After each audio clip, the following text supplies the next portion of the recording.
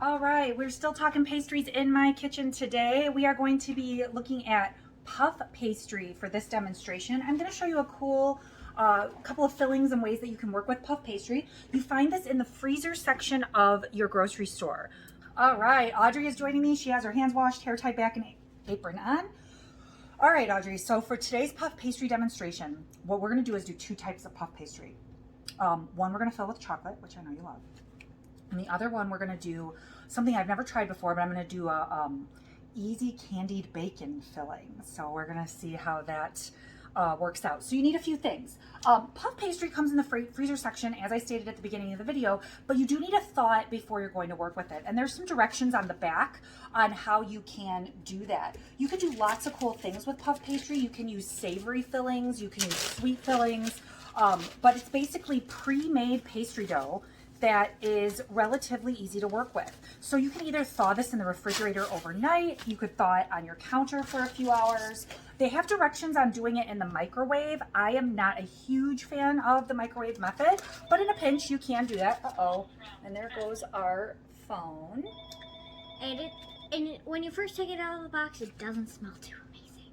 Well, it's just gonna smell kind of like plain pastry, and that's not super exciting. Okay, so you've got your oven preheating, and what we want to do is crack an egg because we will want to egg wash these. So here's this. Audrey, do you want to get a fork so you can mix up that egg a little bit? Yes. For our egg wash?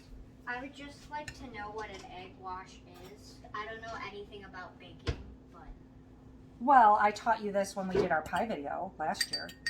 Well, I totally forgot. Okay. So we're going to break up that yolk, and we're going to need to add a little bit of water. So, Mom, what I'm doing right now, are we gonna are we gonna try to separate the yolk from No. this? You're mixing it up so that we have kind of like a scrambled up egg. We put a little bit of water in there. It's like a non-cooked scrambled egg. And then what we're gonna do is brush our pastry with it to get golden brown color. All right, so we've got our pastry here, and what we need to do is cut this into 9 squares. Now sometimes if you have a crack in the pastry, you can kind of pinch this together, and I put it on a cutting board here. You also want to have, so you've got stuff for an egg wash, you need to have your filling ingredients close by. You'll probably need a knife or something to cut it into whatever shapes that you want, as well as a cookie sheet with some parchment paper, which I have here, ready to put our pastries on. Okay, you can put that down. Okay. Fork on there. There you go. Okay. All right, so we're going to put this egg wash over to the side because we won't need that till the very end. All right, so I'm actually going to cut this.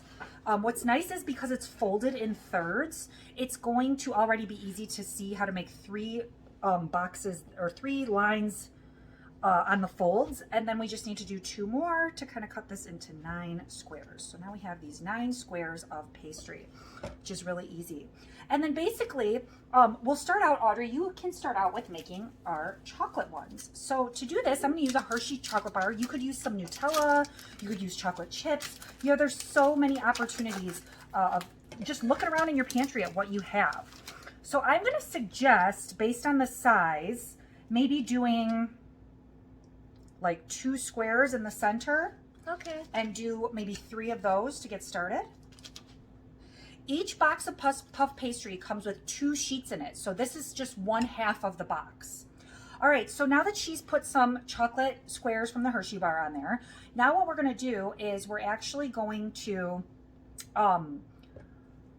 brush our egg mixture. So actually what I'm gonna do is take these other squares that we're not using yet. I'm gonna actually just kind of move those to the side so we don't get them too I have eggy. a quick question. Mm-hmm.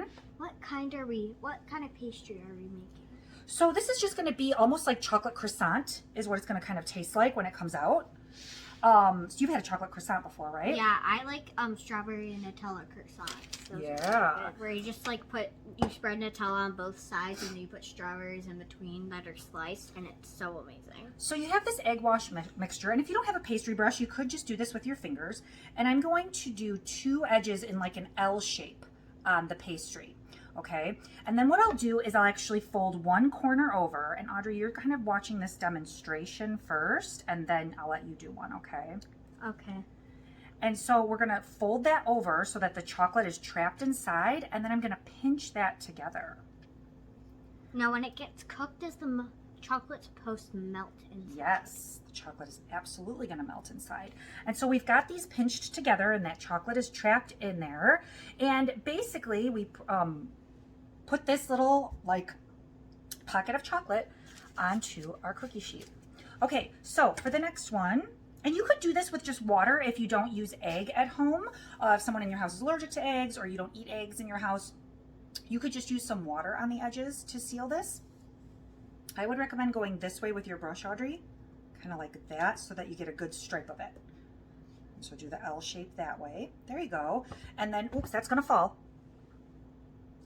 Okay, so then you're gonna need to position your chocolate where it's kind of like, yeah, and then you're gonna take that, there you go, you got it. While Audrey's pinching that shut, let me show you what I have for my candied bacon filling that I'm gonna try. I just bought the pre-cooked bacon because I'm trying to make this quick and easy, and I gave it a rough chop. So I've got some rough chopped cooked bacon here. And then I'm actually going to use some butterscotch chips.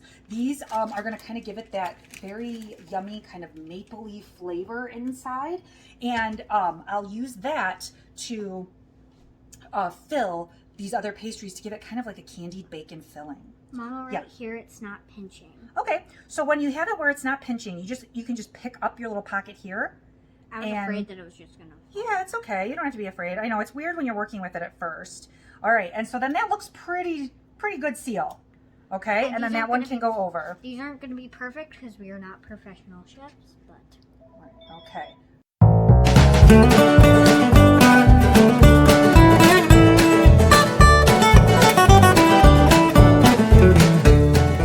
I just was going to have to move it with the egg. Okay, so I got a little pile of bacon here. I don't know, like a little pinch of my little cut up pieces of bacon. And then I'm going to dump out some of these. I got our third done. Awesome. I'm going to put a few of these little butterscotch chips in here and pinch that shut. And there's a lot of different ways you could cut this, but this is just a simple way to make some little pockets. And then Audrey and I are just going to fill in some more of these and bake them off and show you what they're going to look like.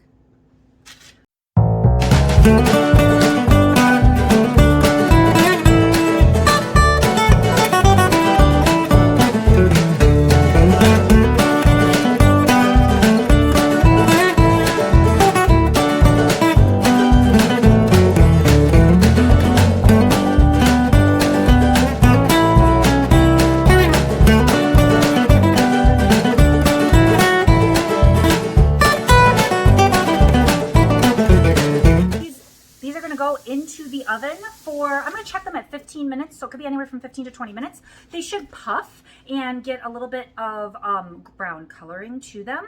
And so basically this is easy peasy, and when they come out, we'll let them set up for a minute and then we'll open one up and see. You excited, Audrey? Yeah, I mean, I'm really excited. I finally get to help you with one of these. I never really helped you with puff pastries.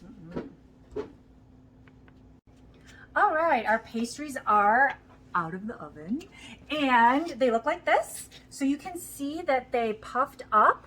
So you can see these sides that filled with airy pockets of that light and flaky dough. We made our two different kinds. So Audrey and I are going to taste test. So I think that one's chocolate. This looks like a chocolate. Why don't you cut that one open and see? Let me see if I can find one that looks like a bacon. So when you cut open pastry, you can actually hear how like crunchy and flaky it sounds, kind of like croissant. Oh yeah, that is a chocolate. Okay, so then let's show them what the inside of the chocolate one looks like. So there's that melted Hershey bar inside. Okay, so which half are you going to try first? I'll try this one. Okay, I'll try the bacon. Well, actually, I'll try the other chocolate. I gotta eat my whole half. It's really good, right? Mm-hmm. Okay. Awesome. All right. Now, before you eat more of that, let's try the other one too. Okay. So this one had the butterscotch and bacon in it. I'm nervous about this one. I'm very nervous. Mmm. Would this It's like candied bacon. Would this be like a good one if we just did like bacon and then we, instead of egg bath, we put like scrambled eggs and like sprinkled them inside? That Yeah, you could like totally do something like that. Like a breakfast one. It's got that like sweet, salty, so good, right? I feel like it would be better without the butterscotch because I don't like butterscotch chocolate chips. See, I bet you if I didn't tell you that that's what they were, I bet you would like it because it's like sweet bacon. No, I don't. I don't like that. If it were just like bacon and eggs and like breakfast, it would be better. All right, guys. Well, we are done with puff pastries and we're really enjoying them. Hopefully you grab a box of these at some point and come up with your own filling to put inside.